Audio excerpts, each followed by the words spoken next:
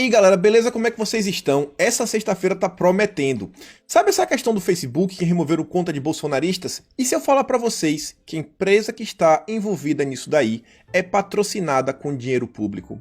E de uma área aí que envolve um ex-ministro que já causou muito problema. O que é que vocês têm a falar? Esse já vai ser o primeiro assunto do vídeo, mas a gente também vai falar sobre a questão envolvendo mais uma vez a PGR e a Lava Jato, porque agora Dias Toffoli garantiu uma vitória de Aras, pelo menos até o momento, porque o pessoal da Lava Jato já falou que vai recorrer, mas Toffoli falou que o pessoal da Lava Jato tem que compartilhar os dados com Aras. Esses dados aí que eles estão com tanto medo de compartilhar, e a gente vai falar disso daí, a gente vai olhar sobre alguns aspectos bem interessantes. Também tivemos aí dança das cadeiras, aí na liderança lá no Congresso, teve mudança de vice-líder, alguns bolsonaristas saíram, outros aí, a gente vai falar disso, e parece que a mesma pessoa que participou dessa dança das cadeiras é quem está talvez aí articulando essa ida de Bolsonaro para o PTB de Roberto Jefferson. Ainda tem algumas coisas aí que envolvem também alguns ataques da mídia, óbvio, contra o Bolsonaro, envolvendo até aí aquele humorista Danilo Gentili, e mais umas besteirinhas aí, galera, e tem coisa do MEC ainda. Bicho, tem muita coisa para falar, mas eu já vou começar aqui sobre a questão do Facebook. O Brasil Sem Medo puxou um fio aí, fez um dossiê aí do caso, e eu adicionei só umas besteirinhas que eu tinha, e gente, a coisa é séria. Então, a matéria do Brasil Sem Medo é: a agência internacional ajuda a perseguir bolsonaristas. Então, essa coisa aí que teve lá do Facebook foi com a ajuda de uma empresa aí. Mas vou ler aqui a matéria e a gente vai chegar nesse ponto. Segundo nota de Nathaniel Gleicher, diretor de cibersegurança do Facebook, a empresa iniciou uma investigação interna para averiguar as ações desses perfis com base em notícias da imprensa e em audiências do Congresso Nacional, provável referência à CPM das fake news. Então, o cara do Facebook falou que começou a investigação. Como eu mostrei no vídeo de ontem, o Nathaniel ele é seguido pelo MBL, um perfil extremamente pequeno de um cara que está nos Estados Unidos, na Califórnia, menos de 5 mil seguidores, o MBL está lá, e eu mostro alguns desdobramentos. Recomendo quem não viu o vídeo de ontem. Dá um break só para a gente continuar. Esse vídeo está sendo gravado antes das 6 da manhã e o pessoal no Twitter aí vem alertando que aparentemente às 6 da manhã teremos mais buscas e apreensões aí, né, envolvendo essas questões do inquérito. E talvez, eu tô trazendo aqui porque pode estar ligado com essa questão do Facebook, esses novos nomes, e a gente possivelmente vai falar disso. Então, se você tá vendo esse vídeo depois e Alexandre de Moraes realmente agiu, então a gente já tava comentando sobre isso daqui. Mas vamos continuar. Quem é a empresa que foi ajudar o Facebook? No vídeo de ontem, já mostrei para vocês que é a Atlantic Council. Quer dizer, a Atlantic Council é um think tank e a empresa aí que ajudou o Facebook é a Digital Forensic Research Lab. Então, foi a empresa. O Emerson Grigoletti tinha trazido a informação aí e uma das pessoas que trabalhava nessa empresa é uma brasileira, Luísa Bandeira, jornalista de dados aqui, é o que já trabalhou para a BBC e para a Folha de São Paulo e agora está em Bogotá, lá na Colômbia. Isso a gente falou no vídeo de ontem. Mas olha só que engraçado, voltando para o Brasil Sem Medo, ele diz que a DFR Lab declara que seus objetivos são identificar, expor e explicar a desinformação que circula na internet, promover a verdade objetiva como a premissa de governança, proteger as instituições democráticas e as leis de quem queira miná-las nas redes. Em outras palavras, é mais uma dessas agências verificadoras internacionais que se propõe a tutelar o que é verdade e o que é mentira. É igual essa agência do Brasil, não, isso aqui é mentira, isso aqui é fake news. Eles querem controlar as redes, eles querem controlar o que é verdade e o que é mentira. E eles parecem ser grandes interessados em esclarecer as mentes ensombradas dos pobres cidadãos brasileiros, falando que essa empresa parece que estão bem preocupada com o Brasil. Semanas após o pleito presidencial, o DFR Lab participou do seminário Resiliência Digital nas eleições de 2018, no Media Lab da esquerdista UFRJ, que é a Universidade Federal do Rio de Janeiro. Na ocasião, para representar o grupo, o DFR designou a jornalista Luísa Bandeira, ex-Folha de São Paulo. Então vejam só, a gente mostrou ontem que essa menina já trabalhava lá e agora a gente sabe que essa empresa participou de um evento das eleições e ela estava lá. Calma que a coisa vai começar a tomar ainda mais forma. E essa mesma Luísa é uma das colaboradoras de um longo artigo que o DFR Lab publicou dando detalhes de tal rede bolsonarista expulsa do Facebook. O artigo está no Medium, é um artigo em inglês que está aqui, ó. Facebook removes inauthentic network linked to Bolsonaro's allies. Você pode ler lá, vai ter o nome do pessoal e por aí vai. É nesse artigo do DFR e não na nota do Facebook que são citados os nomes dos assessores ligados à família Bolsonaro, que gerenciavam as páginas e perfis bloqueados, como o Tércio Tomás, da página Bolsonaro Opressor, e Paulo Chuchu. Resumo, vejam só. Temos então que uma agência americana de evidente viés de esquerda está por trás da investigação que culminou na remoção das páginas conservadoras administradas por assessores de parlamentares ligados ao presidente. Olha só, tá vindo lá dos Estados Unidos, tem coisa no Brasil, jornalista que já foi da Folha, já foi da BBC, participações com universidades federais. E aí, vejam só que é aqui que começa a ficar muito estranho, que é dinheiro público envolvido. Galera, dinheiro do pagador de imposto. Porém, a grande novidade é que você, cidadão brasileiro, contribuinte fiel, ajuda a financiar as operações do DFR Lab, ainda que não tivesse a mais vaga ideia sobre sua existência e que, em conhecendo, não concorde com seus objetivos e métodos. Como disse, o DFR Lab é um projeto do Atlantic Council, um think tank que tem um convênio milionário com a Apex Brasil. E é que eu falei para vocês. Vejam só, a Agência Brasileira de Promoção de Exportações e Investimentos, criada em 2003 por Lula, Apex. Algum de vocês aí já viu alguma coisa na cabeça? Vocês conseguem lembrar quem que trabalhava na Apex, quem que não trabalhava? Quem era o ex-ministro que já passou por lá? Mas enfim. De acordo com as prestações de conta da Apex, em setembro de 2019, o órgão pagou $100 mil, cerca de R$400 mil na cotação da época, ao Atlantic Council para renovar a afiliação. Gente, em setembro do ano passado. Mas $100 mil para renovar a filiação. $100 mil de dinheiro, R$400 mil, gente. Dinheiro público para financiar isso daí. Essa empresa que está caçando os próprios apoiadores do governo. O governo, por meio da Apex, aconteceu isso daí. Mas calma que isso daí não é tanta culpa de Bolsonaro assim. Vamos olhar aqui, ó. Apex, temos aqui $100 mil, aqui eu dei um zoom, vocês podem ver, ó, a página da Apex está pagando para The Atlantic Council of the United States. Estão vendo aí? $100 mil. E você vai no próprio site da empresa, tem lá quem doou entre $100 mil a $250 mil, $249 mil, temos aqui de novo, mais uma vez, Apex Brasil. E aí o Brasil Sem Medo também traz isso daqui. E aí o Brasil Sem Medo nos informa que, em português claro, significa que o governo, ou melhor dizendo, a ala militarista do governo, ajuda a patrocinar uma organização internacional de esquerda que trabalha para censurar conteúdo de apoio ao presidente com base em boatos da mídia oposicionista e numa CPMI que fracassou cabalmente em demonstrar os tais esquemas milionários para disseminação de fake news e discurso de ódio. E aí eles falam, destaquei que é a ala militarista quem colabora, porque a Apex, no início de governo, foi objeto de disputa entre os conservadores, colocados na agência pelo chanceler Ernesto Araújo, e o general Santos Cruz, nosso ex-ministro Santos Cruz, cioso de afastar dali os perigosos ideólogos. E isso é que é interessante porque, no atual momento que a gente está aqui agora, vocês estão vendo que tem uma disputa também no MEC, né? Os militares de um lado, os conservadores do outro, os militares aí não querem ver os olavistas nem de perto.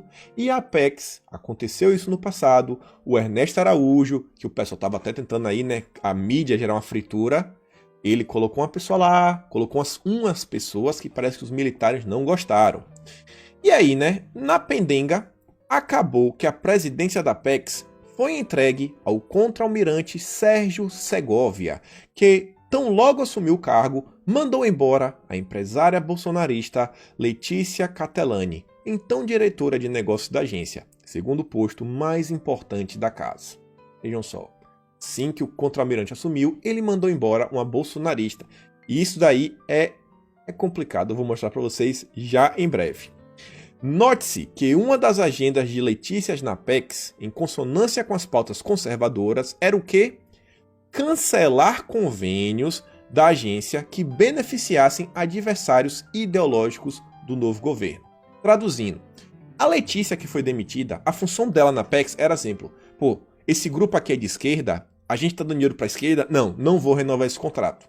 A função dela era cancelar todos os contratos com empresas e grupos ligados à esquerda. Mas ela foi expulsa de lá porque ela era uma ideóloga, ela era um olavista, ela realmente é ligada ao Olavo de Carvalho. Vejam só, era muito difícil para os militares aceitarem isso. Os militares não, na época foi o Santos Cruz e o Segovia. E aí, pessoal, vejam só, Letícia Catel, como ela se apresenta no Twitter, 7 de maio de 2019. Olha o que ela nos disse. Combati incansavelmente a corrupção e fechei as torneiras que a alimentavam. Estou pagando preço. Sofri pressão de dentro do governo pela manutenção de o quê? Contratos espúrios. Além de ameaças e difamações, não me intimidei. Gratidão pelo apoio e o movimento Somos Todos Letícias, que o pessoal na época defendeu lá no passado. E veja como foi. Quantas e quantas pessoas na época alertaram sobre o Santos Cruz. Santos Cruz saiu do governo depois, foi um baita desgaste. O que foi fazer? O Santos Cruz foi para a CPMI das fake news reforçar que existe uma rede de bolsonaristas e por aí vai. Ele foi alimentar a CPMI e vinha caçando os conservadores. Santos Cruz estava numa live esses dias aí com o Luciano Huck, com o Fernando alguma coisa que é do PSDB Esquerda pra Valer. Aí você vê o Santos Cruz, era da ala militar, por isso que a gente tem que ficar ligado. E calma, não é por aí, ó. Olha na época algumas outras notícias que saíram, né? Correio Brasiliense. Letícia Catelani, pivô de todas as crises na Apex, é demitida. Uma pessoa que estava do nosso lado para tentar acabar com contratos como esse. A mídia toda aí contra ela, e quem acabou vencendo a quebra de braço foi o Santos Cruz na época. Uma das primeiras medidas foi destituir de suas funções a diretora de negócios da Apex, Letícia Catelani, que conseguiu derrubar outros 2 presidentes e é seguidora do escritor Olavo de Carvalho. Ela havia sido indicada pelo deputado Eduardo Bolsonaro e caiu nas graças do ministro de Relações Exteriores Ernesto Araújo. Mas isso não foi suficiente para que a ala aí dos militares, na frente aí com Segovia e o Santos Cruz, derrubasse uma pessoa dessa. Letícia é filiada ao PSL. Chegou a comandar o partido em São Paulo, mas acabou sendo afastada depois de partir para a briga com o ex-ministro Gustavo Bebiano. Vejam só, gente. Mais uma vez. Olha Bebiano. Quantas e quantas coisas Bebiano não fez. Foi o primeiro a ser afastado. Precisou Carlos Bolsonaro na época intervir. E essa menina que alertou sobre Bebiano, alertou sobre Santos Cruz, ainda assim ela saiu.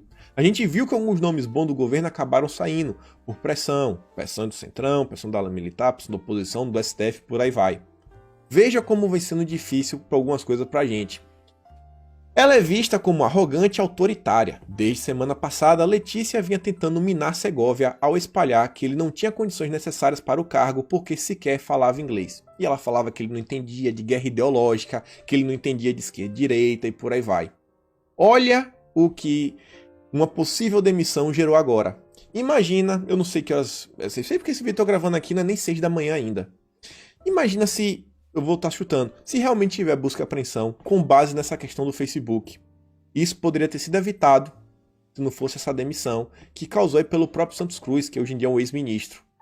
Então, gente, a gente tem que ficar, sabe, ligado mesmo, observar. Porque tem muita coisa às vezes acontecendo que a gente fala, cara, isso daqui é uma das coisas que é válido a gente reclamar.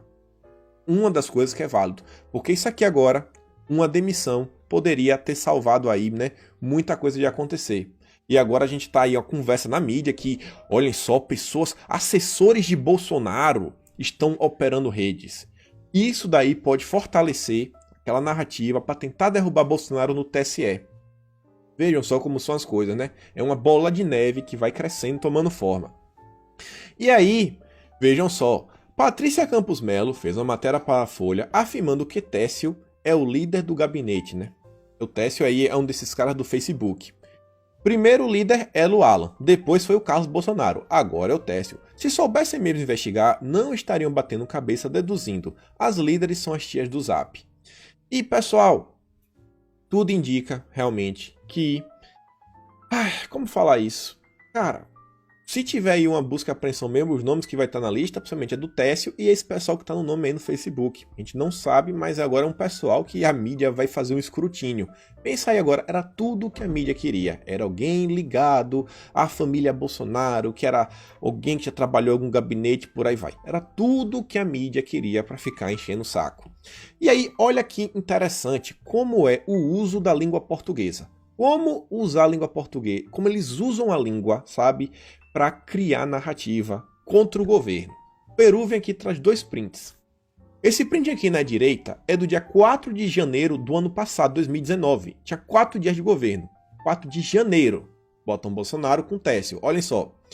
Bolsonaro nomeia para gabinete pessoal assessor que atuou em página na época eles classificavam como página de ódio. Na época, olhem a palavra, era ódio. E na época, eles já sabiam que esse cara era nomeado. Aí, sai a matéria do dia 8, que no caso aí foi anteontem, G1. Investigação aponta assessor de Bolsonaro como responsável. Peraí. Ou como eles usam, porque quando você fala assim, investigação, você fala, nossa, a polícia achou isso, nossa, foi uma descoberta da polícia. Quando era notícia pública. Era notícia pública que todo mundo já sabendo. O próprio Peru vem diz, os caras pegam informação que sempre foi pública e colocam investigação à ponta. Que é pra quem lê o público falar, meu Deus, uma investigação descobriu isso, era informação secreta. Não, era informação pública. E aí agora você vê que a G1 traz, como responsável por página de que agora a página é de fake news. Não é mais uma página de ódio. Por quê? Porque a narrativa do momento é o quê? É o inquérito do fake news acontecendo no STF e uma CPMI das fake news acontecendo aí na Câmara, né? Vejam só como são as coisas. A mídia tocando a bola aí, né? Com a oposição. Para fazer de tudo para tentar derrubar o governo. Beleza, beleza. E aí, vejam só. Trouxe essa reflexão ontem, faço questão de trazer de novo. Que tipo de mentira, que tipo de fake news que foi utilizada, sabe? Pela campanha, contra o PT, contra qualquer coisa.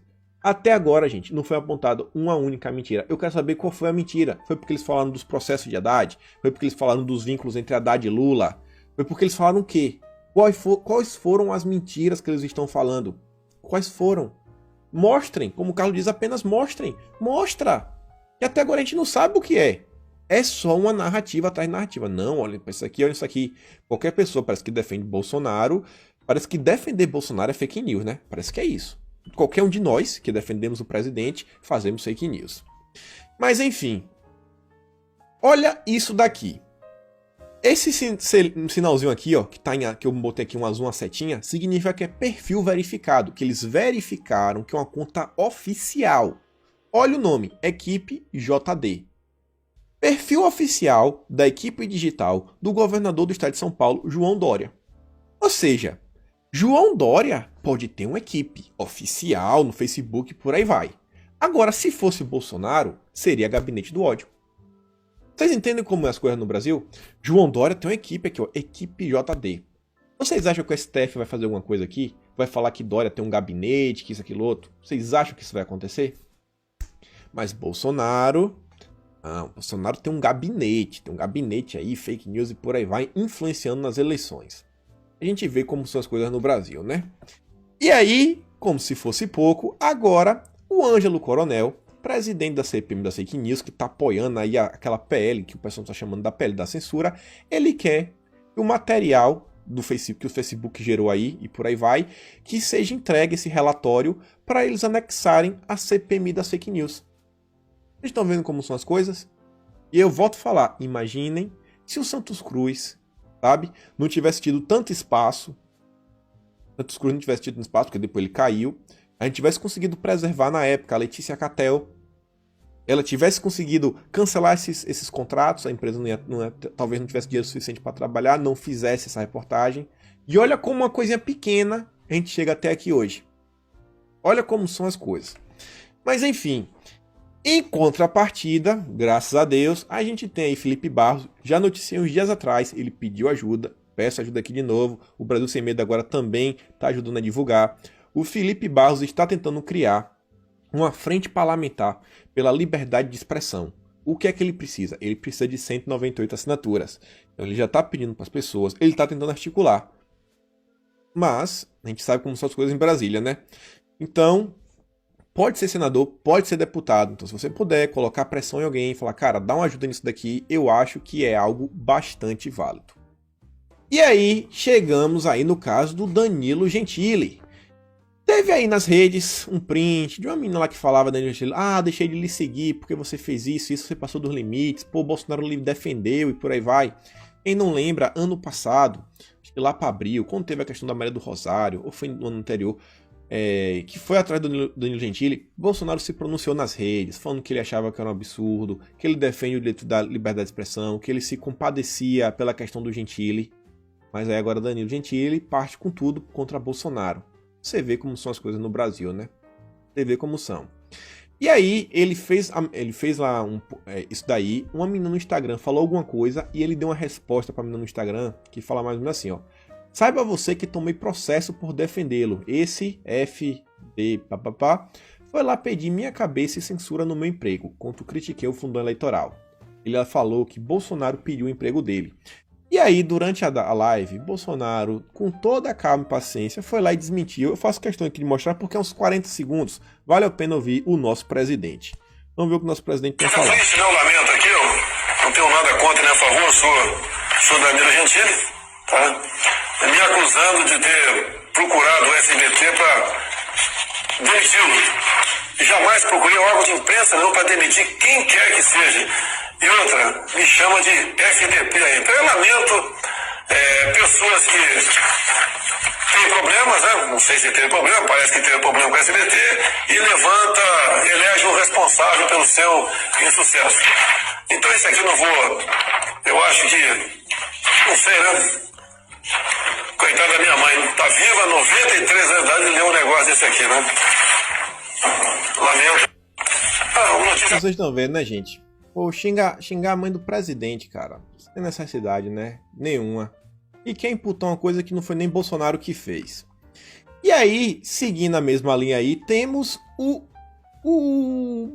Robin aí do Danilo Gentili, né? Como é que eu posso falar? Lá o Diguinho. O Leitadas, ele traz alguns posts do Diguinho que é bem engraçado, ó. Esse post aqui é de 3 de abril, esse aqui é de abril. Eu aqui cortei, né? Porque iremos falar quer dizer, eu não posso, é aquele remédio que a gente não pode falar o nome, sabe? Que a Globo não diz. É aquele remédio que não tem eficácia comprovada. Vejam só, 8 de abril. Boa parte dos jornalistas e políticos tomou a como o inimigo mais mortal que a própria gripe. Não se preocupem nem em mostrar eficácia em diversas partes do mundo. Matérias gringas no YouTube tem muitas, com pesquisadores sérios e com muito êxito. Ou seja, aqui ele estava defendendo o remédio que a gente não pode falar o nome. Aqui de novo, ó. Um hospital na França, referência no mundo, testou 1.200 e poucos pacientes com o remédio que a gente não pode falar o nome, combinada com antibiótico e apenas um paciente morreu, sendo que alguns estavam em estado grave. E aí, Mandetta, o que é que você está fazendo? Vai ocultar essas realidades? O Diguinho ainda diz, ó, aqui a live do Hélio Beltrão, para falar sobre o remédio que não dá para falar o nome. Ótima live que a grande mídia deveria assistir, sem achismo de jornalista idiota que fica mostrando tábua de queijo e viu no Twitter. Opinião de quem está no front. O tratamento do remédio que a gente não pode falar o nome, mas ivermectina, merecia uma matéria ampliada nos veículos de massa. Que ele só vinha defendendo, né? Só vinha defendendo o uso. Aí agora que Bolsonaro fez lá o vídeo tomando o remédio que a gente não pode falar o nome, olha o que o Diguinho diz. Isso dá a entender que todos que morreram foi porque não usaram o remédio, que até Trump percebeu a ineficiência e mandou pra cá umas toneladas. Um desrespeito com gente que morreu, né? E blá blá blá. Isso é grave, isso é vergonhoso. Veja só como são as coisas, né, gente? Parece que as questões assim contra o presidente é algo assim pessoal. O negócio assim da galera sabe, é um sentimento assim emocional. Não é algo assim que você fala assim, cara, isso aqui tem uma razão. isso aqui não. É um sentimento assim que você fala, cara, tire isso do seu coração, amigo. Tire isso de dentro do seu coração. Isso não tá lhe fazendo bem. Mas você vê como são as coisas, né?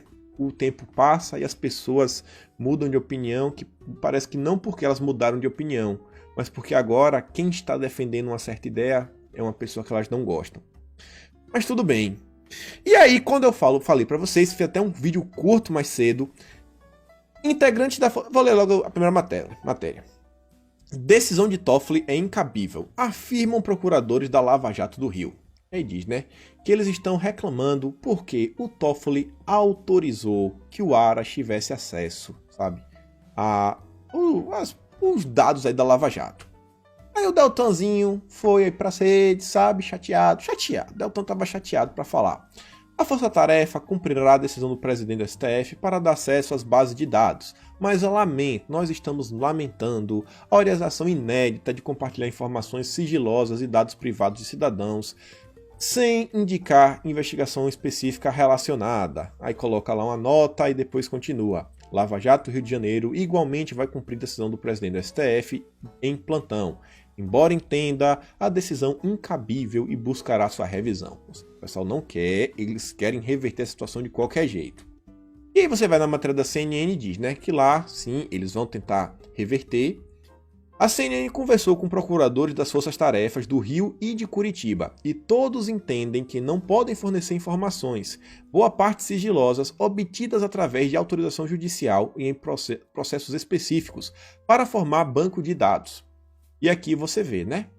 Se está todo mundo contra, você se pergunta o quê? Como a Lava Jato está aparelhada. Como a Lava Jato está aparelhada. Sabe? Como o Ministério Público está aparelhado, porque está todo mundo contra o Aras. Os procuradores são unânimes em afirmar que existem limitações legais para que possam compartilhar todas as informações como determinou o STF. Eles vão ficar chorando um monte de coisa. A ordem de Toffoli vale para as forças-tarefas do Rio de Janeiro, de Curitiba e São Paulo. Na visão dos procuradores, ela representa uma derrota para a Lava Jato. O pessoal tá triste. Mas aí você vê, ó, isso aqui foi uma matéria da CNN. Olha como a CNN aborda. Ela foi lá, ela traz o relato da galera, de boa, né? A CNN tá dando voz aos procuradores. É o que eu tô vendo. Ela deu voz aos procuradores. Já você vê o antagonista é torcedor. O antagonista é que a gente sabe que realmente tem um vínculo mesmo aí com a Lava Jato, fica bem claro, né? Troca de informações. O Maynard já trocou informações com o Dallagnol, pelo menos é o que revela o Intercept. Aí, olhem só, Toffoli manda a Lava Jato compartilhar tudo com a PGR. E aí vem o Maynard compartilhando. Desista do Brasil. O Brasil acabou. Olha como são as coisas, gente. Veja como é, né? Olha o que... Maynard. Cara... Calma, amigo, calma. Quem não deve, não teme. E aí você vai a matéria do antagonista, ó. A decisão é uma vitória da PGR na guerra aberta contra a Lava Jato. Olha como é que ele se refere, uma guerra, Maria.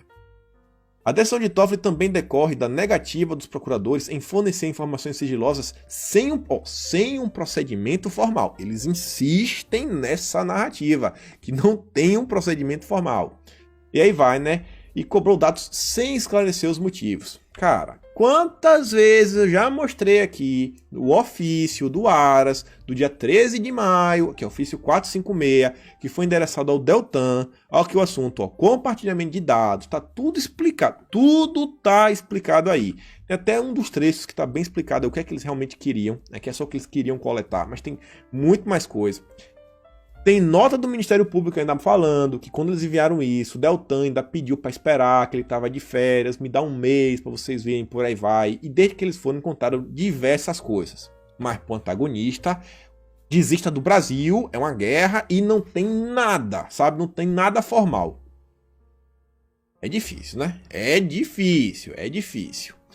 E aí o antagonista ainda nos traz agora outra informação que envolve o Aras, já saindo um pouquinho da Lava Jato, saindo, mas nem tanto, que é isso daqui, ó. Membros do Conselho Superior do MPF pedem demissão de número 2 de Augusto Aras.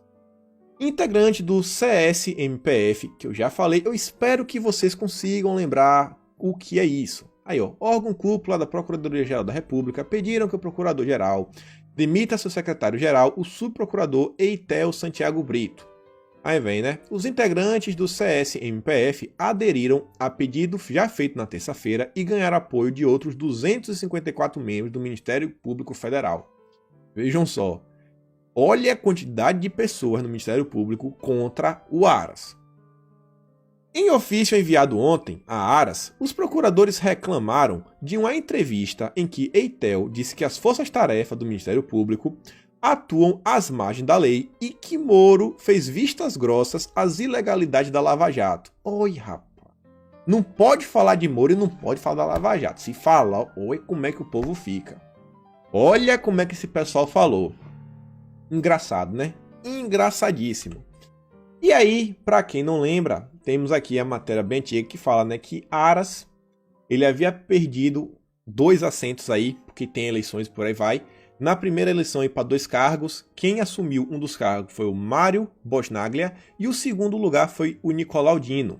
E aí, o Glenn Greenwald de novo aqui aparece.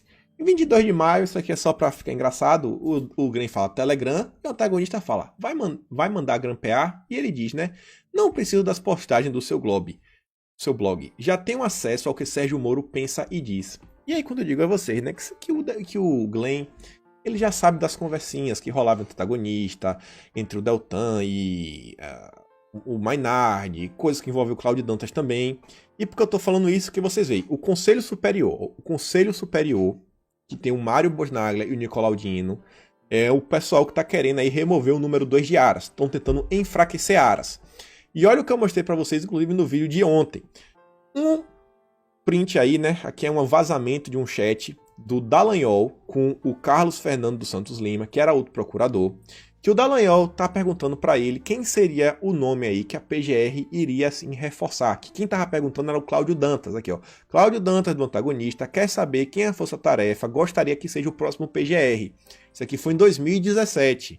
Glenn já sabia de tudo. Em 2017, quem eram as pessoas que a Força Tarefa defendia? Nicolau e Mário. Nicolau Dino e Mário Bosnaglia. Em 2017. Olha só. Cadê?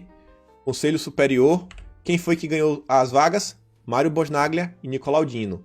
Os caras que a Lava Jato estão tentando emplacar aí desde 2017, agora chegaram lá e estão tentando aí ir atrás de Aras. Por quê? Porque o ajudante de Aras falou das ilegalidades da Lava Jato.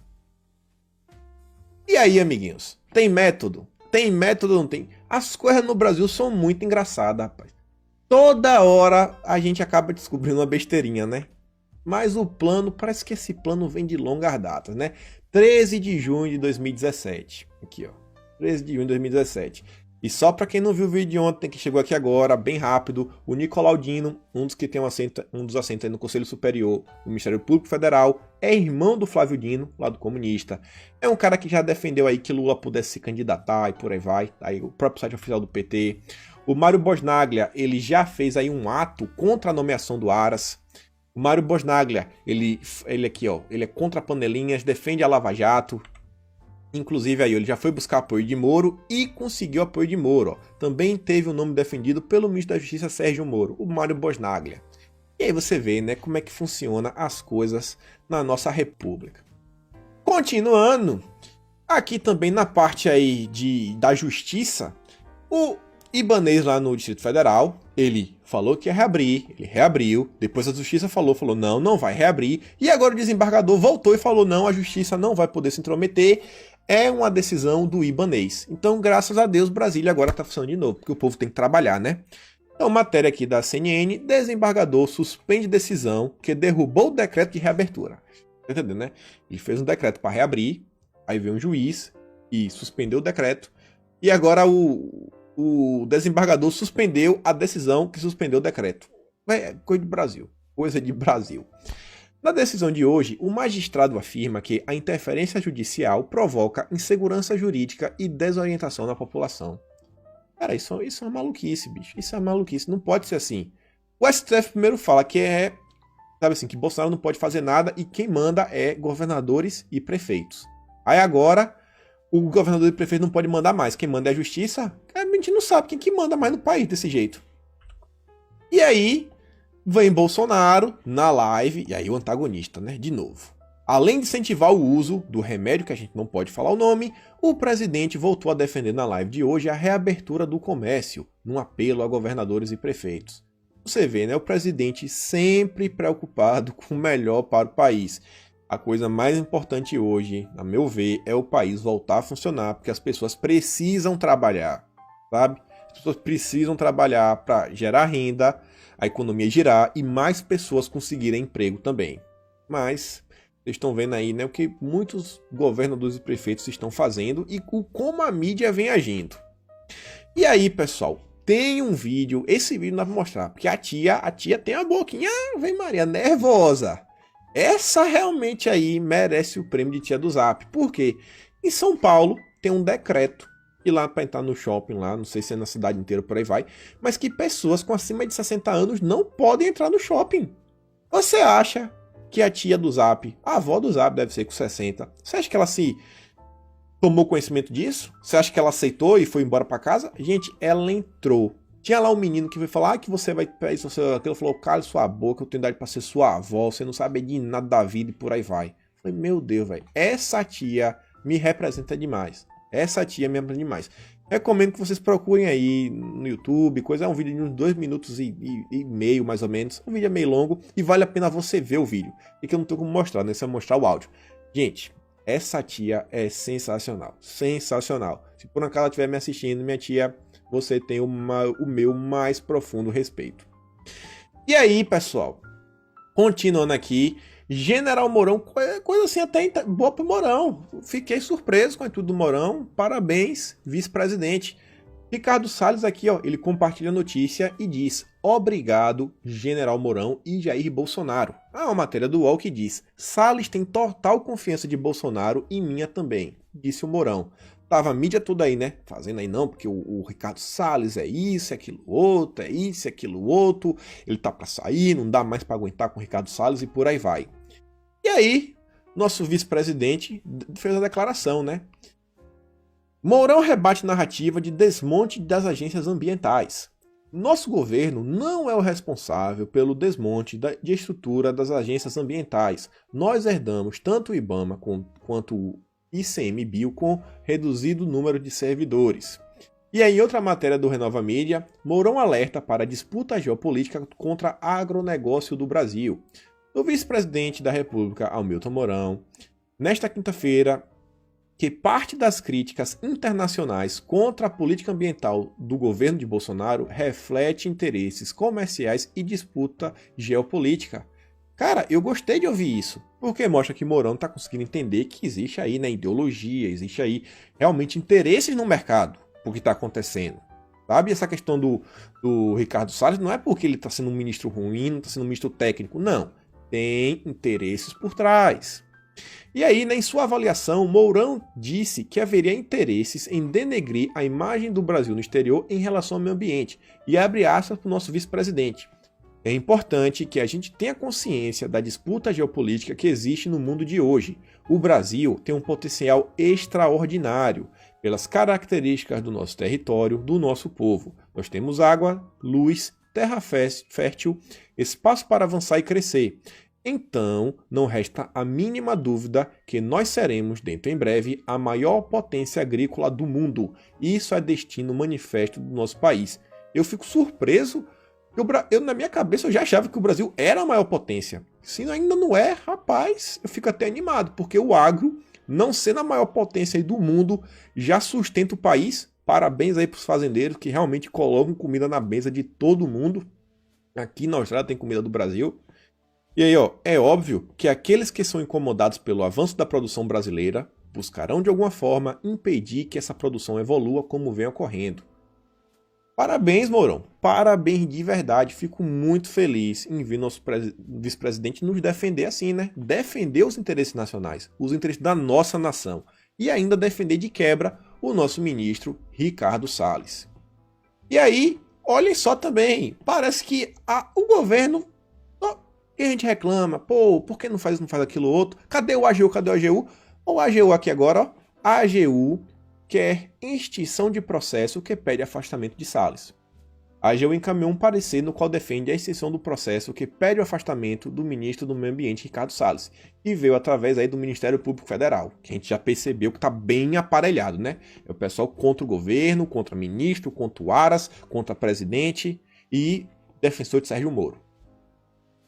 O AGU foi aí, ó. Toma aí o AGU. É isso aí. Devagarzinho as coisas estão andando. Devagarzinho as coisas estão andando. E vamos ver o que a Aras vai conseguir aí com esse material obtido, né? E aí, pessoal, uma fala que teve ao longo do dia que eu acho que vale a pena a gente comentar sobre ela, mas é meio que uma caixinha de surpresa, não dá muito para falar, mas eu quero trazer para vocês, foi do Carlos Bolsonaro. E ele diz assim, ó: totalmente ciente das consequências e variações, aos poucos vou me retirando do que sempre explicitamente defendi. Creio que possa ter chegado o momento de um novo movimento pessoal. Estou aí, não ligo para nada desse negócio de fake news e demais narrativas. Precisamos viver e nos respeitar. Ninguém é insubstituível e jamais seria pedante de me colocar nesse patamar. Todos queremos o melhor para o Brasil e que ele vença. Apenas uma escolha pessoal, pois todos somos seres humanos. Seguimos e surpresas virão. Não comemorem, né? Escória, que o pessoal fala. Então, Carlos Bolsonaro aí, que sempre vem defendendo o governo, foi o cara que já alertou desde a época de Bebiano, no início do governo, tá falando aí, ó, ele vai se afastar um pouco aí, mas não comemorem, e ele deve fazer alguma modificação. Então esperemos aí, eu realmente espero que ele não... Eu acho que ele não vai abandonar, não é o perfil de Carlos, mas vai ficar um tempinho aí fora, né? Carlos aí realmente vem servindo como um norte. Tudo que Carlos vem falando aí serve de norte pra gente saber, pô, cara, qual é a direção que a gente tem que caminhar, o que é que a gente tem que defender. É o filho do homem, né? É o filho do homem. E aí, falei pra vocês aí da questão da dança das cadeiras, falei aí ontem, o Daniel falava que tem a ver aí com o General Ramos, foi um pedido dele, também pediu aí pra afastar o Derrite. E aí, isso é a matéria do antagonista falando que também, né, outra pessoa que também estava envolvida nesse afastamento foi o Ottoni de Paula, lá do Rio de Janeiro. Devem conhecer, vai no Terça Livre direto. E o Ottoni tinha até falado umas coisas aí do pessoal do STF. Você vê, foi afastado, ao mesmo tempo a Toffoli tá dando ajuda, então a gente não sabe se realmente o pessoal tá buscando aí, sabe, dar uma respirada. Se for, pô, bom, vamos ver, pelo menos coisas passar. Eu fico assim meio coisa que agora um dos novos vice-líderes será Carla Zambelli. O pessoal diz que Carla Zambelli realmente aí consegue articular, o que eu tenho medo é do tipo de articulação que ela faz. Eu mostrei para vocês em vídeos anteriores. Ela estava defendendo ferrenhamente o Feder. O Feder para o ministro da Educação, o cara que deu dinheiro para Dória, o cara que estava defendendo aí várias coisas estranhas, ela estava lá defendendo. Então, fico meio coisa, né? Mas o pessoal diz que ela realmente aí é boa, tem bastante trânsito, conversa com todo mundo e tem bastante influência. Então vamos ver. O que eu quero é o quê? É que as reformas de Paulo Guedes, que ele falou que está aí, sejam aprovadas, andem. O que eu quero é que o que Bolsonaro defende, as leis que ele tem aí, os projetos que Bolsonaro tem para o país, eu quero que isso ande. Se Bolsonaro acha aí que o caminho é esse, então vamos nessa.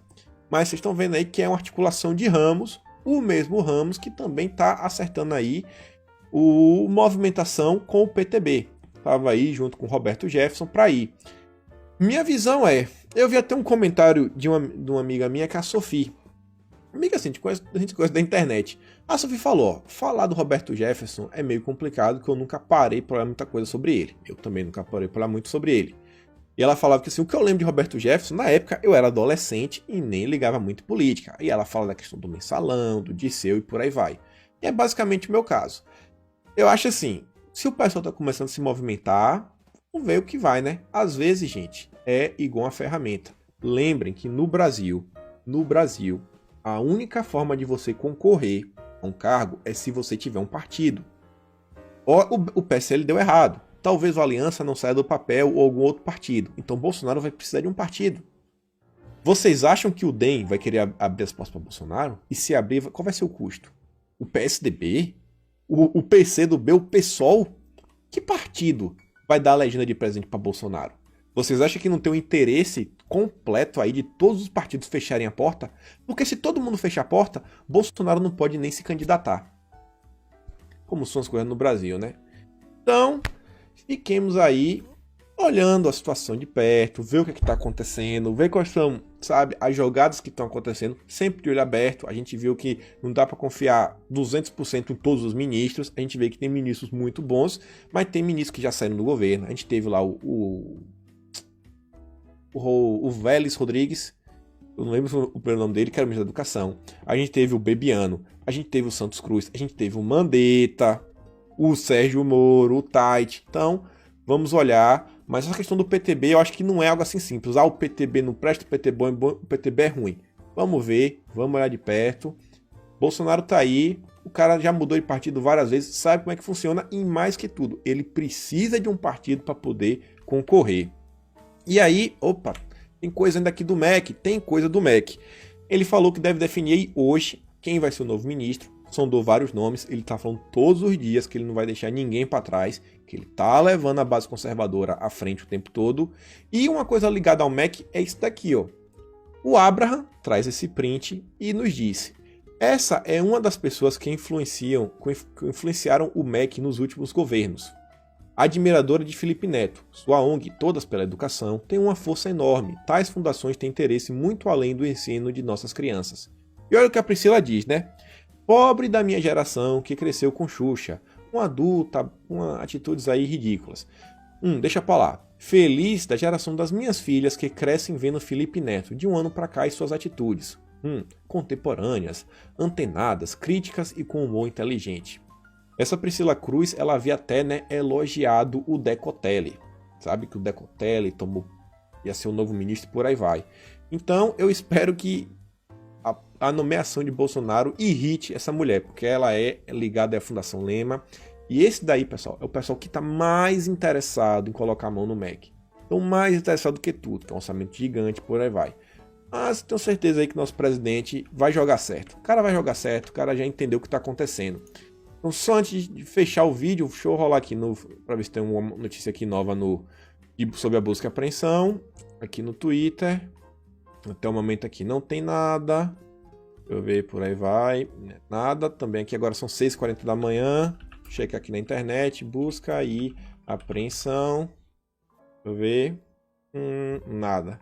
Então, se tiver alguma coisa nas próximas horas, vocês saberão. Devo fazer algum vídeo aí sobre a cobertura. Se não, a gente faz a cobertura do que aconteceu durante o dia.